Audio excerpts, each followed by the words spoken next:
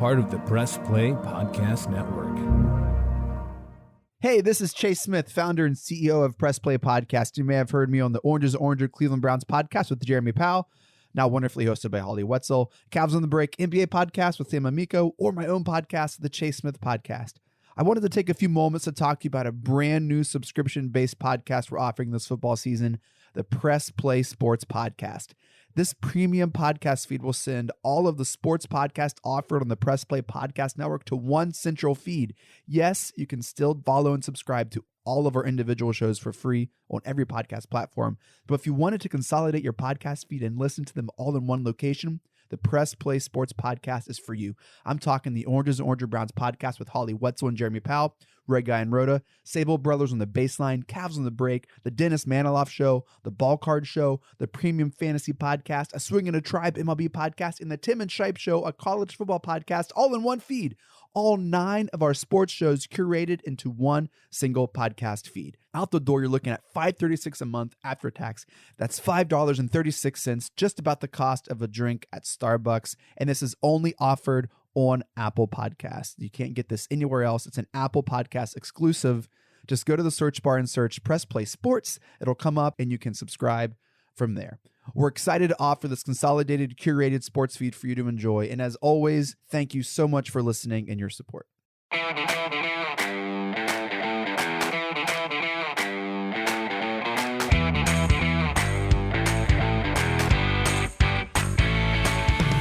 And welcome to another Red Guy and Rhoda podcast here on the Press Play Podcast Network, powered by MGM Northfieldpark. Kenny Rhoda along with Michael Red Guy and our outstanding producer, Dave Emmert, making sure that you in the podcatosphere get this R&R podcast. And Michael, the Indians are done. The Cavs are back. The Browns and Buckeyes are trending in the right direction. So life is good in the sports world in OHIO, isn't it? Yeah. Obviously we're kind of heavily entrenched on the football side right now. But, let's go through what's transpired in the last 6 months on the diamond with the baseball heroes. Ken, how about that? Yeah. How'd you overall? Let's see. You picked him at 81-81, right? Yep. I went 82-80. We were both very, very close. I mean, we were both right there in the ballpark. And I don't know. To me, I never thought for a moment that they're going to be able to show through 162 that they were better than the Chicago White Sox, and they didn't. Right. Do you feel good about most aspects of this baseball team going forward? And how much do you think that Chris Antonetti needs to start doing in this offseason by getting this team fortified? I think it's very important. And we're taping this on Tuesday night, October 5th, and they're having a press conference on Wednesday afternoon. Terry Francona, Mike Chernoff, and Chris Antonetti. So it'll be interesting to hear what they say. But on the Kenny and JT show today on WHBC, we had Andre Knott, the on-field reporter, on with us. And he seems to think that Terry Francona will come back next year as the manager, as long as, his hip responds and the toe surgery with the staph infection and health is good. But he's going to want some help with everyday position players, corner outfielders, first base, second base, catcher, things like that. Because, Reg, the pitching staff, the starting staff, no problems there, right? I mean, next year you roll out Bieber 1, Savale 2, Plesac and Cal Quantrill 3 and 4, maybe a Tristan McKenzie 5. So again, the starting staff is going to be fine. They've got their closer and Emmanuel Clase, but the bullpen, that'll be something that needs to be tinkered with and fixed. And I remember Mark Shapiro telling me many years ago, Reg, that every year the bullpen is going to be different. It's just, you never know unless you've got, one of those Mariano Rivera's or Rich Goose Gossage or Bruce Sutter, somebody, at the back end. So they're going to have to tinker with the bullpen. But as, we've talked about, Michael, Jose Ramirez at third base. And for me, Franmil Reyes, as far as legit hitters. And I know Miles Straw is a guy they like after acquiring him in the trade with the Astros. And maybe he's your leadoff guy, the straw that stirs the drink to set the table, whatever, however you want to phrase that. So that's 3 legitimate starters, in my opinion, with the everyday lineup guys. And maybe Ahmed Rosario, right, at shortstop after the year he had. So had a good year. I give him 3.5 out of the the 9 guys that you got to send to the dish to swing the bat. So they've got some serious work to do acquiring talent on the offensive side of things if they want to try and track down the White Sox next year. No question about it. And the game's changed, Ken. There was a time in Major League Baseball when, and maybe even, just a couple of decades ago, back to, when the game began, when the thought was, if you can pitch, you've got really good pitching that can carry you, and you can win and win big and get to postseason play. That's not enough anymore. This game has changed. You got to be able to hit. I mean, hell, you make a case. Those guys you just named, the Indians have as solid a starting staff as there is in Major League Baseball. But, as you see, you go through 6 months, 162 games, you got to thump, man. You got to have guys that can go get you certain nights. Maybe you got to be able to average 5 a night, Kenny. Yep. And there'll be nights, as we know, listen, you're going to have to get 7 or 8 to win. Well, I mean, not with this current group that you're not going to be able to do that. So absolutely, you and I have been saying 2, and I mean 2 legitimate bats. And I'm talking about guys that can get you 20 to 25 home runs, drive in 70-plus runs, and hopefully they're 275-plus hitters too. On top of that, actually 3 bats would be, to me. Yeah. I mean, now if you really want to consider this team with an opportunity to go win a division again, I think 2 for sure. But I don't mean just not any 2. I just said it. You got to have guys that can produce for you. And Kenny, 3 would be nice because they need that much hitting in this organization right now. What do they do with Jose Ramirez?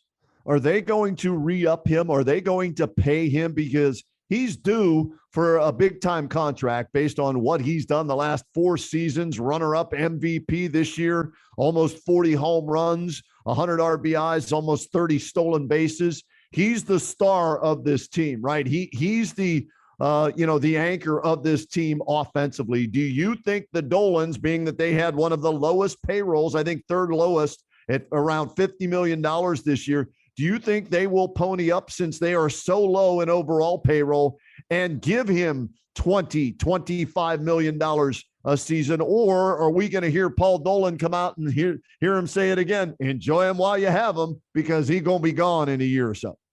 Yeah. And again, so that you just said 20 to 25 million. That's the number that you're in that area. It's going to take to appease Jose Ramirez, and is what he probably is going to want and be asking. Minimum 25, I think. I think you see the Indians start 20. He may ask 30, then they may try and counter with 25. Yeah. But the Dolans, the most they've ever paid a guy was what? Edwin Encarnacion. They gave him $20 million a year for 3 years, $60 million, I think it was. Yes. Well, Jose Ramirez, much better player than Edwin Encarnacion when they got him at that point in his career and this point in Jose's career. So somewhere between 25 and 30, I think, per. How many years? I don't know. Will he give him a hometown discount? He did it once before. I don't know if he's going to do it again. I think it comes down to his agent, and I don't know his agent. So that I don't, I can't guess on that. But I just wonder if the Dolans are going to be willing to pay that, or will we see him in pinstripes or in Fenway Park in the next year or so? Yeah, Ken, it's the great question. And I'm going to say, though, I can't see them going, and I'm not saying that this is what Ramirez wants. I don't see them going 30 million and above for anybody. Okay. It's just not something. You just laid it out. It's not something that they seem to want to do. Now, will Ramirez, would he play for, in that 20, 22, 23 a year? I could see that, this ownership would do that, because I do think they know, Kenny. I can't imagine that they're, totally going to turn off their ears. I mean, if you don't make a concentrated effort to sign Jose Ramirez, Kenny, this fan base, is really good. We know what it is right now, but they'll just completely shut it down if they don't know that there's not an earnest attempt to sign Ramirez. So, but I'm with you. I think, they're certainly not going to start high. I think they're going to, and I will say this, if Jose Ramirez, signs a $20 million a year contract, and he and his agent, wow. I mean, they're really doing this organization in this city a favor, because I'm saying he should not do that for the productivity. And Kenny, you know how it goes in Major League Baseball, all the three major sports, but that players union, there are going to be telling him, don't you sign some, low end deal. And he's going to have a lot of pressure on him. Don't you be giving any big hometown discounts out. That's you've been the beacon of light with this organization, and you deserve that big money. So, I don't know. Like I said, I don't know. I'm kind of just putting some of the things from the past out there. I mean, if he comes in and asks for, 90 to 100 million bucks for 3 years, I don't see the Dolans doing that. Yeah, he's 29 years old, Reg, right? So, yeah, right. Yeah. This is probably his best opportunity to get his biggest contract of his life. And so how much will they ask? And the Dolans just that they don't pay it. And so my fear is that the fans are going to be, upset, because, they traded Lindor, even though he had a down year this year still. Before they traded him, a lot of people wanted him, they weren't going to pay him $300 million. Oh, no. Then they changed the name. So now they're no longer the Indians. That's over. That's done with. Officially, I guess, the day after the World Series, that's when they officially become the Guardians, right? So You've got a new name. Some people are still pissed about that. Then if you don't re-up Jose Ramirez on top of all that, regardless of how good that starting staff is, this fan base, doesn't want to see a AAA offense out there to go with major league pitching and pay major league prices down at Progressive Field. Right. And remember, too, I mean, you can say all you want about the pitching, but as I said, I'm a big believer in now this isn't the 80s and 90s anymore, where you can throw out those top four starters and say, well, we're going to win 90 because all those guys are going to pitch to 2.5 ERA. No, the game's not that way anymore. Kenny. And another thing, too, all those guys, that's great. They perform for you once every 5 days. Right? Once every 5 days, you're starting pitchers. So, this fan bases want to see guys, position players, guys that go out there, swing the bats, got thump in their bats, home run possibilities. I mean, that's what the game is now today. We can all say, I want to still see that great pitching. Well, yeah, sure. But that alone ain't going to win for you anymore. It's just not the way the game's played. Reg, I'm looking at Jose Ramirez's contract, okay?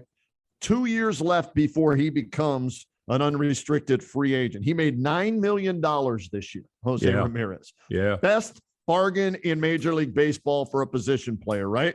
Next year in 2022, he's scheduled to make $12 million. And then in 2023, he's scheduled to make $14 million. So the Dolans owe him $26 million more over the next 2 years. And that's one of the best deals in all of Major League Baseball. So might we see them not do anything in this offseason with him, right?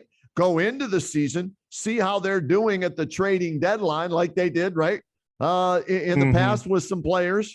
And if they're in the hunt, well, then you don't do anything and you still have them for one more year after next year, right? That's a possibility. Yeah. If you're not in the hunt, well, then do you trade him a year earlier than you would so you can get more in return for him, or do you lock him up? So that's going to be the big thing that will hang over this team once spring training starts and the new Cleveland Guardians, kick off the 2022 Major League Baseball season. Yeah, we'll stay on it all winter long and, kind of poke around and see what we come up with if we get an inkling one way or another. But again, I think that there is a limit on what they would be willing to pay Jose Ramirez. I agree with you. And I think they need to pay him This fan base deserves that he be paid. And don't cry losing money, poor, I'm poor, we can't afford to. No, don't give me that BS with these Major League Baseball TV contracts and all. Reg, I counted like 25 different sponsors that had signage at Progressive Field this year, either plastered on their outfield wall or they rotated those advertisements behind home plate and all that. Don't give me this BS. You're losing money, Dolans, okay? You're not. Right. And if you are, then sell the damn team and get the hell out if you can't play with the big boys. And a story right there. Right. That kind of stuff wears thin. So, yeah. So it's, again, I know everybody wants it to. I think that they're looking for Jose Ramirez to give them a little help here to say, I want to be with this Cleveland Guardians organization going forward. So it's going to be intriguing. We'll stay on top of it. The other thing that might help them, and I know they are looking for this, is a minority owner. And if they can get a minority owner to, kick some cash in, then maybe that will help them keep Jose Ramirez. But as of now, no official word on who the front runner is in the clubhouse for that, or even if they have somebody willing to be a minority owner. And think about it. What do you get to be a minority owner? Not much, Reg. Nothing. Hey, I'm a minority owner of a Major League Baseball team. I don't have 51% of the vote, so my vote really doesn't count. Right. And maybe it'll help me land a Major League Baseball team like the last minority owner they had, and he's the owner of the Royals now. So that's another thing we'll keep an eye on this offseason with them to see if they can get somebody as a minority owner to kick in some cash. All right, here's what we're going to do. We're going to get a break in right now. We'll come back. We're going to talk some Cavaliers as we are taping this, Michael Regai. Cavaliers playing their first preseason game of the 2021-22 season. We'll tell you what they went with as far as the starting lineup, and we'll dive into whether or not that should be the starting lineup for the season as the Cavaliers get ready to go at it for real in a couple of weeks here in downtown Cleveland at Rocket Mortgage Fieldhouse. Back with more of the R&R podcast right after this. Hey, the Roadman Kenny Rhoda here, and Northfield Park. My goodness, we love the gang at Northfield Park. They're your home for live and simulcast racing. Catch the excitement of live harness racing every Monday, Wednesday, Saturday, and Sunday evening. Post time is 6 p.m. It's open early every day for simulcast action as well. And how about this? Weekly Sunday handicapping contest featuring Belmont Park. Top prize is $500 each week. Registration there begins at 11 a.m. And you're not going to want to miss this. Visit Northfield Park on Saturday, October 16th for the $125,000 Courageous Lady Stakes and the Buckeye Stallion Series. This action-packed night of racing features a $2,000 handicapping contest on the Buckeye Stallion Series and the Courageous Lady races, a Plinko game for prizes, and a trackside barbecue grill and beverage station outside on the apron. Post time is 6 p.m. And remember, free admission and free parking every day at Northfield Park. Hey everyone, it's JD from the Hyman Podcast. Backed by popular demand, I'm excited to let you know that new episodes of the Hyman Podcast will drop every other Monday on Apple Podcasts, Spotify, or wherever you listen to your podcasts. We're going to continue the conversations we started last season and keep having those hard conversations. There is so much in store for you this season, and I'm excited to share it with you. Subscribe today so you don't miss a single moment. The Hyman Podcast, part of the Press Play Podcast Network.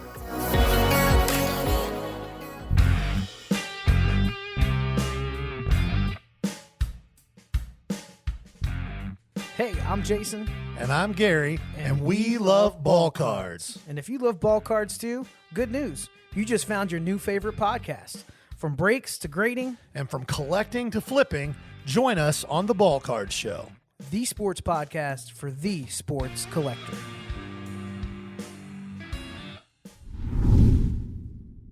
And welcome back to the R&R podcast. Regai and Rhoda here with you. We already talked some Indians baseball. We're going to talk Cavs here in just 1 second, but I want to remind you about Northfield Park because it's your home for live and simulcast racing. Catch the excitement of live harness racing every Monday, Wednesday, Saturday, and Sunday evening. Post time is 6 p.m.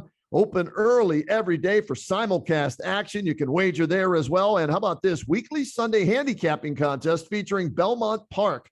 Top prize is $500 each week. Registration for that begins at 11 a.m. Free admission, free parking every day at Northfield Park. All right, Michael, preseason is underway officially for the Cavaliers as they opened up with the Chicago Bulls in their first preseason game. And here's the lineup that JB Bickerstaff sent out to start the preseason. It was 2 point guards, 2 centers, and a small forward. So holding true to being the worst three-pointing shooting team from last year. Garland and Sexton in the backcourt, Mobley and Allen, the 2 centers, and Okoro at small forward. First chance to really dive into the Cavaliers for this year. What do you make of that starting lineup? What do you make of this team with Kevin Love maybe coming off the bench this year? Well, that's the right thing to do. Number one, from where I sit, the way I see it, for what purpose do you need to have Kevin Love to start and play 34, 35 minutes a night? I don't see it. I don't know if but to me, I'll come off the bench, see how the first 20 games of the year goes.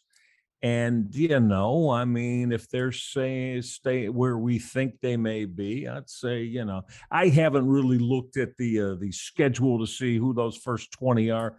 I'll say 25, but Kenny, if they're somewhere in the neighborhood, of 9 and 16, 8 and 17, why do you need to play Love those kind of minutes? Again, this is about building, hoping to, again, construct a roster with younger talent and younger players so that you got a chance at some point in the next couple of years, hopefully the next 3 years, to get yourself back in playoff positioning. Playing Kevin Love 35 minutes a night isn't going to accelerate that, in my thought. You mentioned the schedule, Reg. Here it is. First regular season game for the Cavaliers, Wednesday, October 20th. They start on the road at Memphis. They come home Friday of that week to host scheduled game. Well, I'm going to give you the first few games. No, we're not going through that. But maybe for the first few games. You ready? So at Memphis, loss. Home to Charlotte, home loss. to Atlanta, loss. Okay, and then you ready for this? Yeah. At Denver, at the Clippers, at the Lakers, at Phoenix, at Charlotte. They could legitimately start 1, 2, 3, 4, 5, 6, 7. They could start 0-8, and then they come back and face Portland at home. I'll take one back. Did you say that home opener is against Charlotte? Yes. Got a shot. Got a shot at home to win that. They better win that one, right? Or it could be, if they don't, it could be that over you were just talking about. Yeah. Win that second game, the first home game against Charlotte. Then you got Trae Young in Atlanta coming in after that. But then they start them on the left coast at Denver, Clippers, Lakers, Phoenix. Those are all losses. Boy. Sorry. They're not going to sneak up on anybody and steal one of those, in my opinion. Be put shocking those down. If they did. Yeah. 1, 2, 3, 4. Those are 4 consecutive losses. Then they get Charlotte again on the road. So you hope you split with Charlotte and, you get off to a 1-7 start. That's not what the fans are going to want to see, but that's realistic looking at that schedule. And if they go Okoro, Allen, Mobley, Sexton, and Garland, that's a strong possibility. Yeah, no doubt about it. And again, it's not like, so, well, if you don't want to go that way, that route with your personnel, then who do you suggest? Well, that's the thing. I mean, to me, you got a couple guys there that in my mind should be coming off the bench, and being in that your 6, 7, 8 guys, as you put your roster together. But the Cavaliers don't have that luxury, Ken. No. Those guys got to start. I mean, I'm interested to to see Mobley. Hope to play a lot, and he's going to. But we'll see. But again, who's going to be a legitimate, and that, we know the good teams have 2 for sure, if not 3, that can stroke that 3 ball, right? Yep. Well, who's that on the Cavaliers? Who's going to fulfill those roles? They don't have is good. They're going to give Markkanen every possibility to do it. Who else? Reg, they don't have it. They don't have a shooting guard. They got 2 point Right. guards, like I said, 2 centers, and a small forward starting who can't shoot, right? In Correct. Isaac Okoro. That's And Kevin not his Love is a forte, stretch no. 4, you know. Mhm. So, and is he going to play? Is he going to be on the court? Who knows? Markkanen is your best possibility of a 3-point shooter at 7 foot from beyond the arc. So again, I asked JB Bickerstaff that on media day, and he gave me this, we're going to start from the inside out and pound it in the paint and work from there. And I just shook my head. And you know, it is a 3-point shooting league right now. You know that, right, JB? Kobe, you know that too. But hey, don't go get a shooting guard. No, don't bother with that. You don't need, go get a 7-foot guy that you paid $67 million to that nobody else would have paid $67 million to. So I have no faith in Kobe Altman whatsoever of what he's doing. JB Bickerstaff, I don't know yet, to be honest with you. I don't want to say, I believe in him, but I don't want to say I don't. I don't know yet about him, but I've seen enough of Kobe Altman to where I have no faith in him whatsoever. Right. And the one time I won't just destroy him for the fact that free agents aren't going to come here. Yeah. I mean, unless they don't give a damn about winning. If they overpay somebody, they don't really care about it. I'm gonna make my money and I'm gonna get all my shots and put numbers up. Okay, but that's the only way, because you're not going to get guys that have a purpose and want to be on squads that got a chance to win rings. That's not happening. So you pretty much got to do it through the draft and trades, and then get these young guys developed. But again, I do like them both. But look, you got the smallest, best starting backcourt in the NBA. And you can't tell me that on many nights that's not going to be an issue and be a big problem. Yeah. I don't care how well they're playing. It's going to be a problem. And but again, so they decided that this is the way they want to go again into this new season. So, Ken, I'm not really optimistic a great deal about what this is going to be. I see less than 30 wins. Here, I was just looking it up, Michael. You ready? Vegas. Yeah. The Desert Dudes, right? Yeah. They got the Cavaliers over under at 27.5 wins.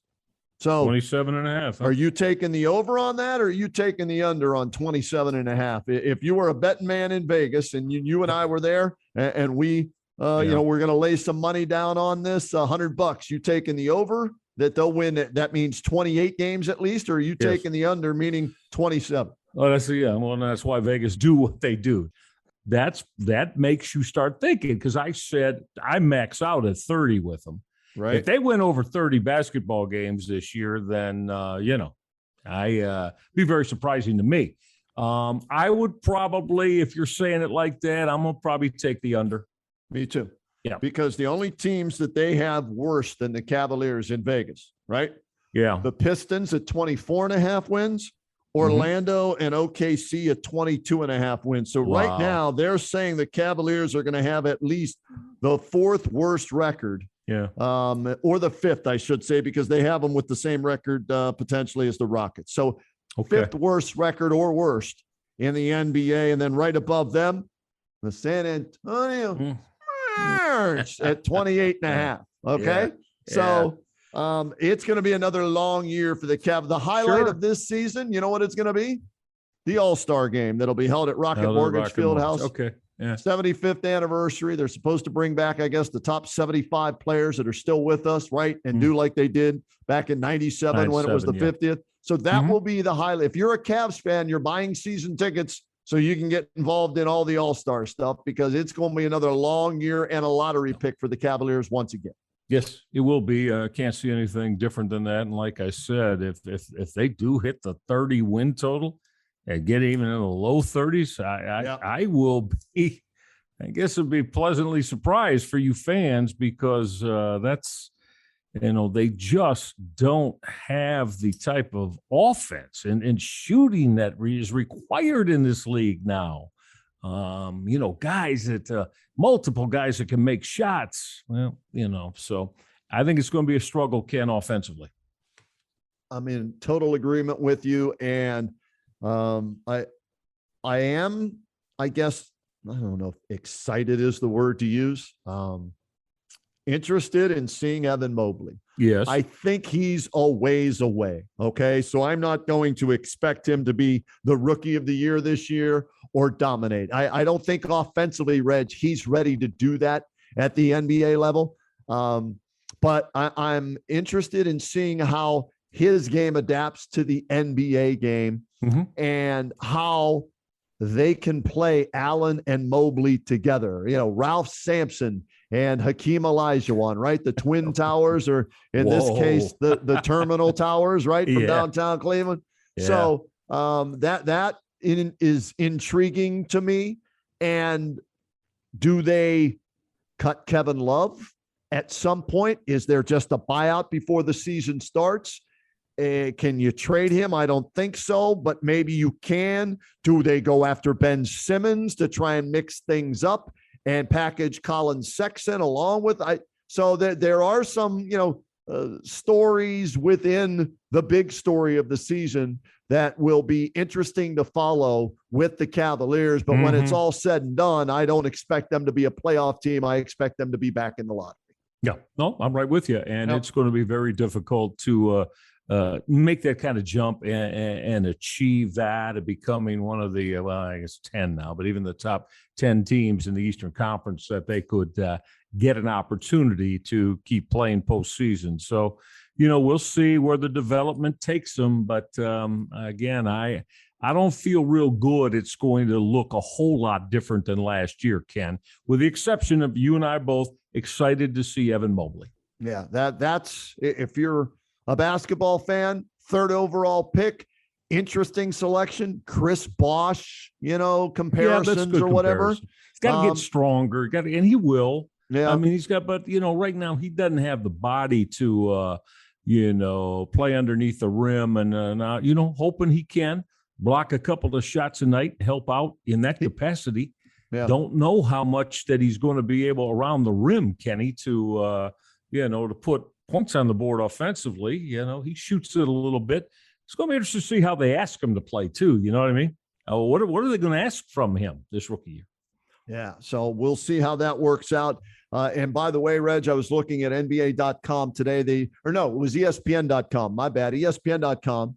I saw the story. I'm not sure which of the two websites then did the survey, but they do the GM survey, the anonymous GM survey, right? Oh, yeah. And boy. I did see. I know what's coming. No, this is actually good, surprisingly. Really? I did see that they asked the GMs in 5 years who will be the best player in this draft class, and Evan Mobley was at the top of that list. Is that right? Okay. Yeah. So right, well, let's hope those all astute GMs are right on the money then, huh? Yeah, and the other good news from that survey was player to have a breakout year or biggest improvement type year, and that was Darius Garland. So those are the two names, to keep an eye on. And Reg, I think of the two, Garland's the one they want to keep. And no Sexton's doubt. the one that they're looking to deal. Yes. And maybe, I don't want Ben. Let me just throw that. Do you want Ben Simmons? I do not. I want nothing to do with Ben Simmons in any way, shape, or form. This team already can't make the three. And if you have to deal Sexton to get him, you're taking one of your okay outside shooters away and bringing in a guy that's made 5 3-pointers his entire NBA career and was afraid to shoot layups in the playoffs last year. So I want nothing to do. No, not his game. And last year, I didn't like the way that ended. I was up until last year a Ben Simmons guy, kind of a unique guy. Kenny, he's 6'11". He's really a point guard. Yeah, he really is a point guard. And that type of body in terms of what he does best. Because you're right, it's not shooting the basketball. He does defend well. He's a good defender, right, and good rebounder. But at this point, that's again, as you said, what you're going to have to give up. I'm not sure that's worth that kind of bounce right now for the Cavaliers. No, I'm not willing to take that chance. I'll take Kevin Love for the next 2 years instead of Ben Simmons for the next 4 at $160 million, tying up that cap space. No, thank you. Rich Paul, please trade him somewhere else, get him dealt somewhere else, not to Cleveland. And Kobe Altman, don't make that mistake. And I'm telling you right now, if you do, it'll be a mistake. All right, break time for us on the Reg and Rhoda podcast, powered by Northfieldpark. When we come back, Reg, we'll dive into the Browns, as their next opponent looked very impressive on Monday Night Football. The quarterback of the San Diego LA Chargers, Justin Herbert, one of the up-and-coming stars, in my opinion, in the National Football League. We'll dive into how the Browns match up with the Chargers when we return. Hi, this is Maria Gincola with Mindful MMJ Ohio. Did you know that medical marijuana has been legal in Ohio since 2016? If you have one of 25 qualifying medical conditions, you can obtain your medical marijuana card today. The most common conditions are chronic pain, including migraines and back or joint pain, PTSD, fibromyalgia, spinal cord disease or injury, and cancer. If you or someone you know is interested in learning more or to find out if you qualify, visit mindfulmmjohio.com and fill out the short pre-qualification form. The process of finding a physician, filling out paperwork, obtaining medical records, and scheduling an appointment seems like it would be a daunting process for most. But, lucky for you, Mindful MMJ Ohio will help you every step of the way to make the process quick and easy. In most cases, we can approve a qualified patient within 24 hours. And the visit is virtual, so you don't even have to leave home. So what are you waiting for? Visit mindfulmmjohio.com today. That's mindfulmmjohio.com. Let us help you be more mindful of your health and find a natural way to find relief from your symptoms. Hello, this is Don Mike Mendoza, the host of the Producing While Asian podcast. Join us to listen in on conversations with everyone who identify from producers to non-producers, who all are part of the AAPI community. There's all that and more on the Producing While Asian podcast here on the Press Play Podcast Network.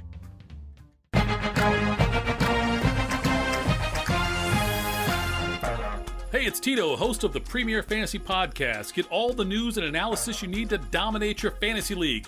I've been doing this as long as anybody in the business. I can help give you the edge in your leagues. It's the Premier Fantasy Podcast, part of the Press Play Podcast Network. And welcome back to the Reg and Rhoda podcast here on the Press Play Podcast Network. And I want to remind everybody out there, you need to mark this on your calendar, folks. You need to visit Northfieldpark on Saturday, October 16th, for the $125,000 Courageous Lady Stakes and the Buckeye Stallion Series. This action-packed night of racing features a $2,000 handicapping contest on the Buckeye Stallion Series and the Courageous Lady races. It also will provide you an opportunity to win by playing Plinko. That's right, the Plinko game for prizes like you saw on The Price is Right. Come on down. And how about this? A trackside barbecue grill and beverage station outside on the apron. Post time on Saturday, October 16th is 6 p.m. All right, Michael Regai, Brownies 3-1. San Diego Supercharged. Oh, there's $10 into the kitty. The LA Superchargers 3-1. They square off in Los Angeles this week. The Chargers on Monday night were victorious over Raiders, and the Brownies snuck by the Vikings on the road. What do you think about this Chargers team led by second-year quarterback and last year's Rookie of the Year, Justin Herbert? Kenny, if you haven't figured it out in the small amount of time we talked about it, man, this kid, I'm all about him. Yeah. You know, if you gave me one quarterback right now of the young group I'm talking about, it's for me, it's him. And again, so Mahomes, well, sure. You're not going to go wrong with Patrick, but Kenny, I'm saying this kid, I think, has got an opportunity to do Dan Marino type offensive passing game work, yet eventually win that Dan Marino. Unfortunately for him and for Miami, just never got accomplished, playoff team, but just could never advance and win it big. But I really think he is, he's got everything that I think he's going to be shattering some pass game record books before too long, Kenny. This kid can just spin it, and he can deal now, to use the the baseball terminology. So I think they've got a huge future ahead of them with the LA Chargers with this kid in control of it. I'm with you. I'd take him over Baker Mayfield in a heartbeat. Joe Burrow and him probably lean towards Herbert there as well, even though I love Joe Burrow. Go too. Tigers. One team, one heartbeat, national champs, Joe Burrow. Go Tigers. I think the Browns are going to have their hands full traveling across the country. You know, West Coast. Yeah, it's a shorter week for the Chargers, having played on Monday night, but you counter that with the West Coast trip. Baker did not play well. The shoulder, to me, still is bothering him, whether he wants to admit it or not. Kevin Stefanski doesn't want to say anything about it. Plus, Jedrick Wills.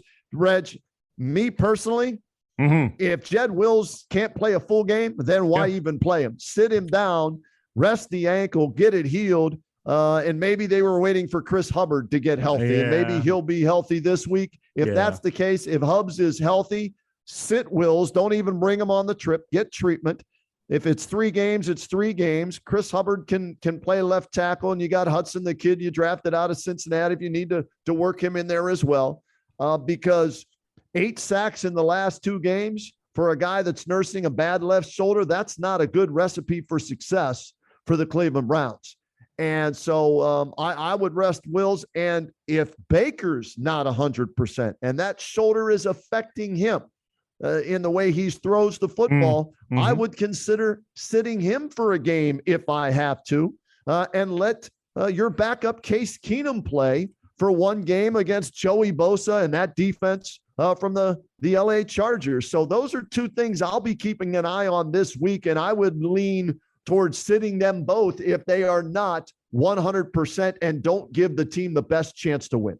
I'm definitely with you on Jed Wills, because I think that's the only way.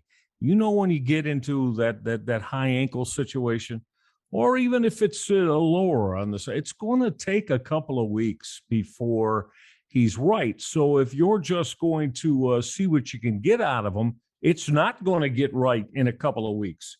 I don't care how much you limit his snaps, even if you want to have him on a snap count, and get Hudson in there behind him. But Kenny, regardless, this week, these next 2 weeks, we'll find out a lot about the Cleveland Browns, because I'm going to tell you after this, is we talked a little bit about it Sunday. I mean, Kyler Murray coming in with the Arizona Cardinals. Are they not the only undefeated team in the how about that? I watched them Sunday against the LA Rams, and man, I'll tell you what, Kyler Murray is running this offense beautifully. I was dead wrong on him, Reg. I didn't think he'd make. I thought he would be a bust with his size and he's maybe 5'10", Ken. He's 5'10", right? But my goodness, he's got a hell of an arm, and we know what he can do with the wheels, right? So. I mean, they're a load now. They're tough to deal with for any defense. So these next 2 weeks, again, we're going to find out a lot about the Browns, but I would not push Jed Wills. Ken, Baker Mayfield, quarterbacks just in general, I know they're a little bit different. They don't want to come out. Starting quarterbacks do not want to come out, right. Period. So that's, but you'd love to say is Baker has got to be forthright and honest with Kevin Stefanski and the Browns medical and training staff, don't you think? Absolutely. Just be forthright with them.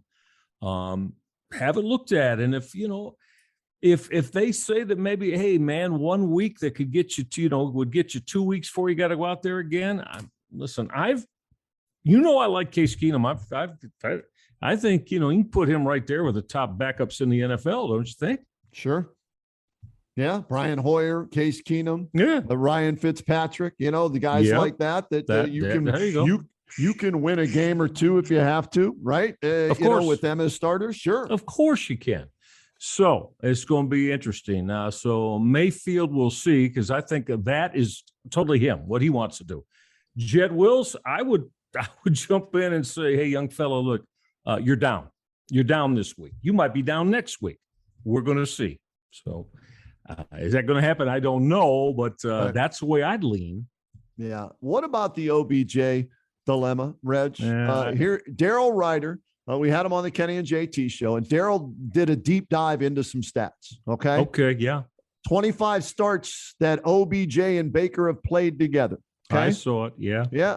13-12 record, right?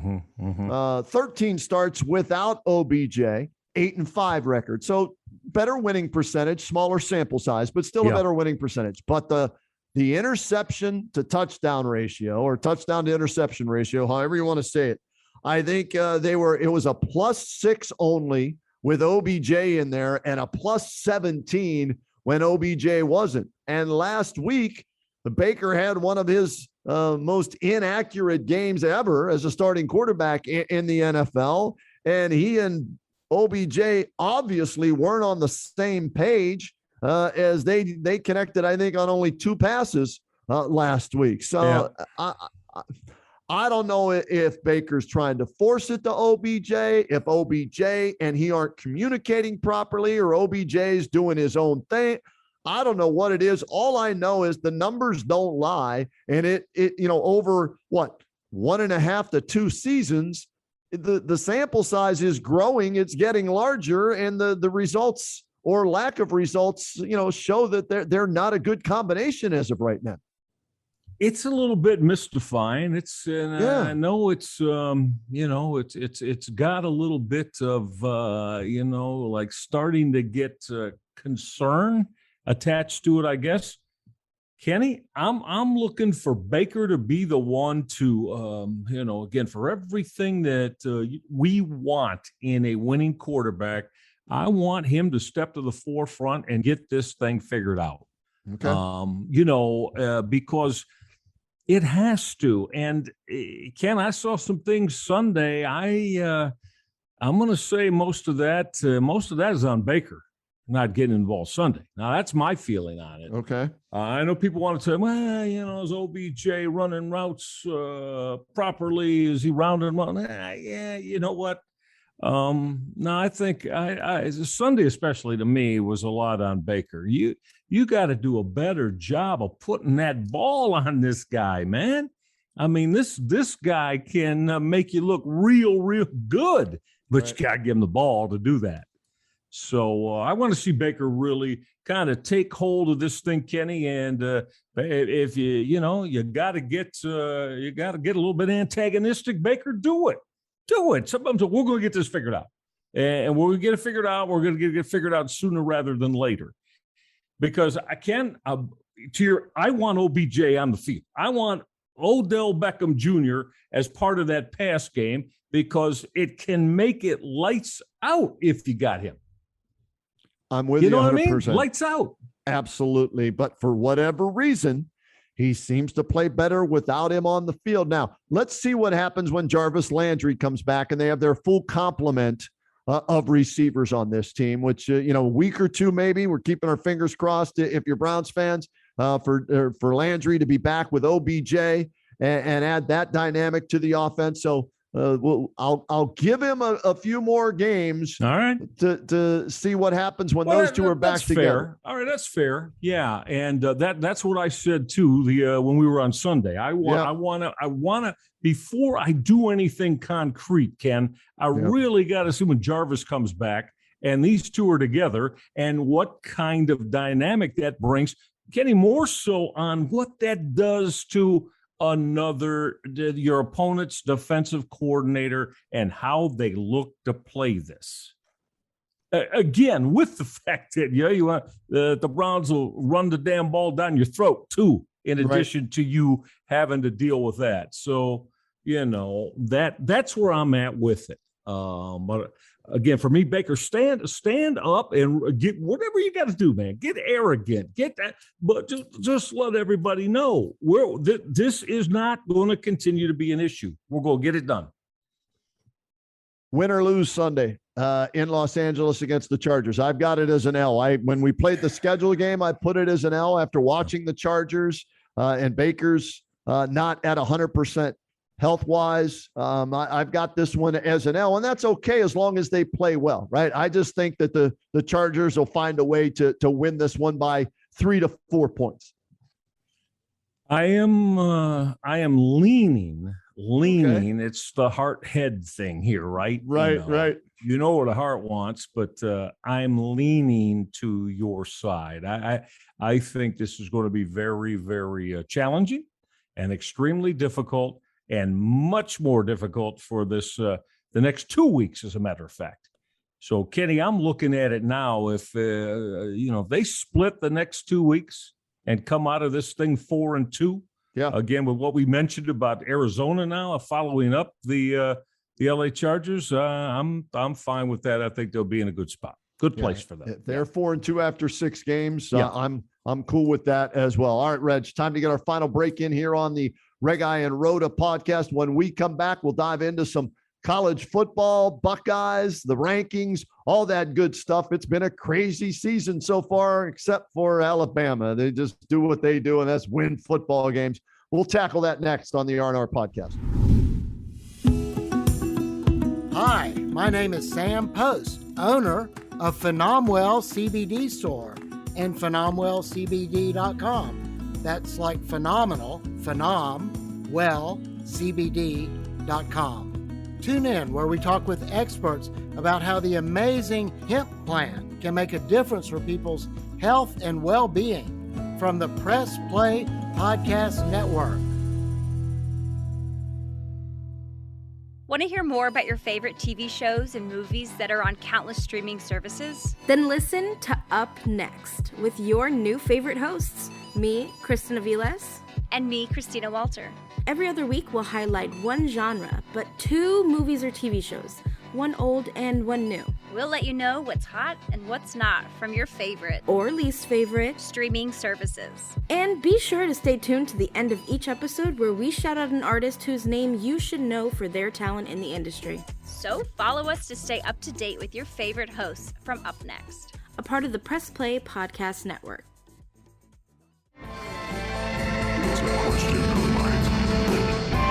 Hey everyone, I'm Holly Wetzel. And I'm Jeremy Powell. And we are your hosts of The Orange is Oranger, a Cleveland Browns podcast on the Press Play Podcast Network.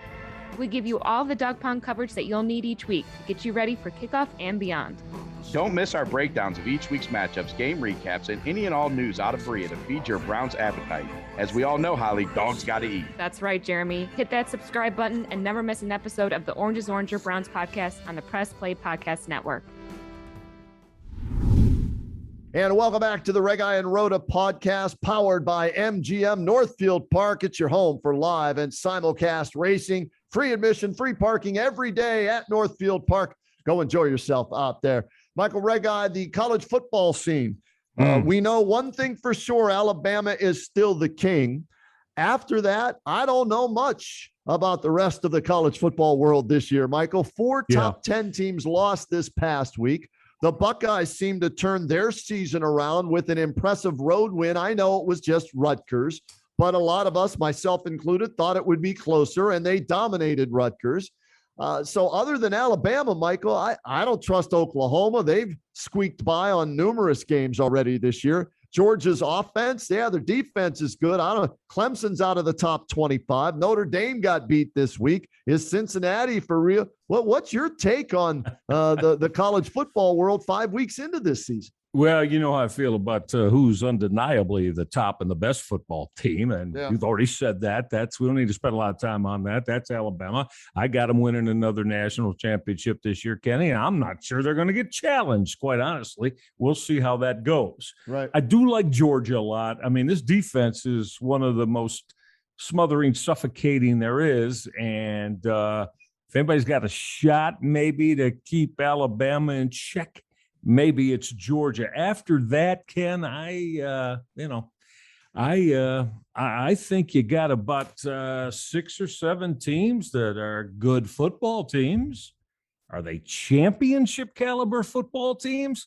Let's stay in our bailiwick right here. I mean, what do you got? You got Penn State, Iowa, Ohio State, and Michigan in the top 10 right now. Excuse me, 5. No, Michigan State too, or are they right outside? They're just outside. Just outside. So, okay, let's say the top 5 from the Big Ten. Yeah. And so this is going to, and most, except for Iowa, every one of them in the Big Ten East are all going to be playing each other. Right. So a couple of those that we between Ohio State, Michigan, Penn State, and Michigan State, hell, Kenny, they all might have 2 losses by the time, because they're all playing each other by the time this gets said and done. They're all good football teams. But, so I think these last, I don't know if you can just automatically put the ACC champion into one of the 4 play. No, probably not, done. Right? Stick a fork in them. Yeah. So, I mean, What about Cincinnati, Red? Yeah, well, they I really like Luke Fickell. Yeah, they played their big game. They beat Notre Dame, but they have nobody worth a damn on their schedule remaining. And I think that's going to hurt them, because I think the committee would take a 1-loss Big Ten team over an undefeated Cincinnati team if that 1-loss Big Ten team was playing very good football at the end of the season. Comes from a Power 5 conference. Well, I'm not saying that's right, but I'm going to back up what. Let's say they run the table. And that's winning the American Championship game too, Ken. So that's 13-0. Yeah. I would think, especially, I'll give you three. I'm going to hold it at 3. I'm not sure about Iowa if they were to do this. All right. I think a 1-loss Ohio State, a 1-loss Penn State, and a 1-loss Michigan would get in ahead of them, even if they were undefeated. It's because, the name, Kenny, the money, any of those 3. Come on, as we know, as long as we've been playing college football, those are 3 blue bloods, man. Right. So just name in and of itself. I'm not saying it's right. I'm not saying that's the way it should be, but I'm going to tell you that, to me, and you'd be winning a 12-1 Ohio State, a 12-1 Penn State, and a 12-1 Michigan. I think any of those 3 would get in over a 13-0 Cincinnati. I'm with you. And with Oregon losing, Reg, I think the Pac-12's out, okay? Unless everybody else has at least 1 loss and Oregon comes back to win the Pac-12 with only 1 loss. But right now, that loss is devastating to the Pac-12 and Oregon. Clemson is the top dog in the ACC. They've already got 2 losses. That's why I think they're out. So you're looking at the SEC's getting 1 in for sure. Maybe 2 if Georgia were to beat Alabama. They might take those 2. So if you're a Buckeye fan, if you're a Cincinnati fan, a Michigan fan, a Penn State fan, you want Bama to beat Georgia so only 1 team goes from the SEC, right? Yes. Then you've got the Big 12. And Oklahoma, like I said, they're still undefeated, but they have not been convincing or impressive in most of their wins this year. But, okay, let's say they go undefeated, run the table. Okay, 1 SEC, 1 Big 12 team, right? Then that's where now you're opening the door for 2 other teams that will have a chance. And would that be an undefeated Cincinnati team and a Big Ten? I don't know. So those are some of the things that you have to look at if you are not Alabama or Georgia. You need help. Well, I know I didn't include the 4th one there right now. I didn't include Michigan State as well. They're not. No, but they're not. Okay, but Iowa. Yeah. Now, what if I use that? Say, what if Iowa winds up 12-1? Loses a game. Yeah. It might be the Big Ten championship game. Yeah. Because they're going to win the West. Right. Well, if they lose a game, all right, and no, they can't. They got to go undefeated. They can't lose a game. Right. I think not Iowa. So you're not putting them in where I just had Ohio State, Michigan, and Penn State. Because of what you just said, they should win the West, and if they lose one in the West, that'll be a mark against them because of how weak the West is. Even if they, were to go in and win the big. Boy, that's a tough. What if the loss is the Big Ten championship game? No, they got to win it. And in my opinion, so they got to win. Yeah, they got to go undefeated and win the Big Ten championship game to trump a second SEC team or an undefeated Cincinnati team. But you're agreeing with me that Ohio State, Michigan, Penn State do not have to go undefeated. It could get in with 1 loss. Yes, depending on who the loss is against, and then do you win the Big Ten championship after that? Well, I'd say that again, they're in the same damn division. The loss, let's say it's Penn State and Michigan with a loss. well, then the loss is probably going to be to one of the other two. Right. The loss will either be Ohio State or, the other one. Yeah. Right? More than likely. Now, Ohio State can't afford to lose a Big Ten game no, because that would be a second loss. So they have their loss already, right? They've got that loss, yeah. Yeah, so they can't afford. They've got to win out. They got to win out.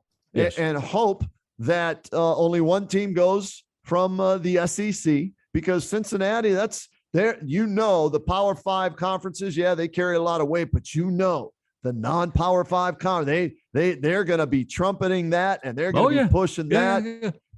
So Luke, I don't think they will lose, but it's still Cincinnati. Just like Rutgers is still Rutgers, Reg. I hate to say it that way, right? Okay. Yeah. But let's see if they can run the table, because they know they have to. Because if they lose one, they're done. So Luke Fickell and his team has to be perfect in order to get a chance to get it. Yeah, it's kind of, you could say that's not playing with the same deck, because we just named 3 Big Ten teams that don't have to be perfect and will probably get in. But there you go. I mean, we're talking about just 4, right? And that's another thing. If this continues to, there really isn't, hell, a one-loss Georgia or Alabama could get in too, Ken. Well, Reg, Alabama. You might have 2. What about 2 Southeastern Conference? What about Alabama, Georgia, and 2 of those 3 that we're mentioning for the Big Ten? Would that be your Final 4, so to speak? Bama's going if they only lose 1 game. Oh yeah, no doubt in my mind. No so doubt. If Georgia were to win the SEC championship and Bama only has 1 loss, then there's 2 teams from the SEC that are in, because I think everybody wants to see that game played as many times as they can play it this year, right? And I think if Ohio State runs the table from here and only has the 1 loss, they're in. I would kind of think if it turns out that Penn State or Michigan only has 1 loss and wins, and they either or of them beat Ohio State, right? I think that either one of those are in.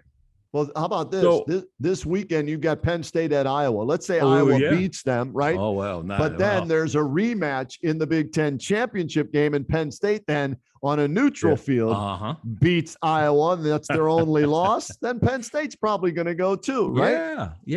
Sean Clifford playing better at quarterback. He is. James Franklin would get the monkey off his back. They're and that legit. would raise that would raise his stock, and he could be headed to USC if Urban Meyer doesn't get fired for having that girl twerking on his lap at his pine house or whatever. So, it's the one thing I know for sure is Alabama, and I think the rest of the college football world is up for grabs. Agreed. And a lot of people say, because I know a lot of people say, just please get somebody else in there. Right. Besides Alabama, Oklahoma, right?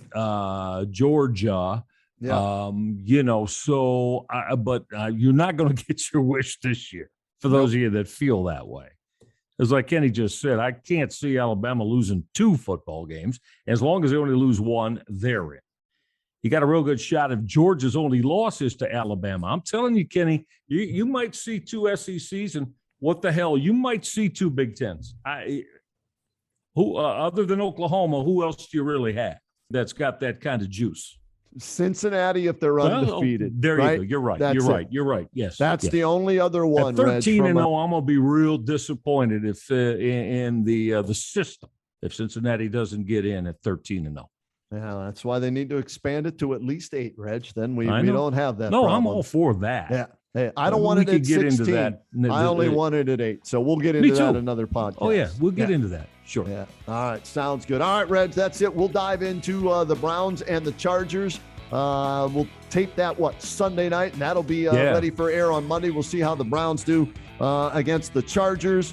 And we like doing the midweek podcast as well to get you up to date on things like this and our previews we agree that Ohio State's going to beat Maryland, right? That shouldn't be a problem this week in Columbus. Yeah. All right. Yeah. And I'm gonna take Penn State to go into Iowa City and win. Interesting. All right. I am. I think they're close, tight. Kenny, this might be old school. That game might wind up 13-10. But I like Penn State to win that. Interesting. I'm leaning towards Iowa, but it All wouldn't right. surprise me, and that would be huge for Penn State to go there and get that win confidence-wise as well as in the Big Ten. All right, Reg, always a pleasure, my friend. We'll do this again after the Browns and the Chargers and see how things shake out over the weekend in the college football world as well. Beautiful.